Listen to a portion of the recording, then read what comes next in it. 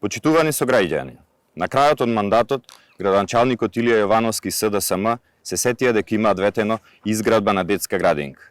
На градоначалникот во заминување му беа потребни 3,5 години за да почне да го реализира ветениот проект. Вчера се случи невиден циркус на кој без срам присуствуваа владините представници на чело со премиерот, кој се прошета со владиниот хеликоптер. Каде се денес? Јовановски, сметате ли дека ќе изградите градинката? Или ќе оставите долгови на следната власт?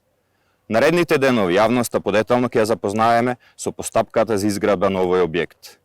Оваа локална власт одамна го изгуби легитимитетот пред граѓаните. Јовановски пред 4 години ветуваше се и сешто. И ако го читаме списокот на лажни ветувања, ќе ни требаат не една, туку многу пресконференции. Почитувани сограѓани, Илија Јовановски ги прави последните активности како градоначалник на Прилеп.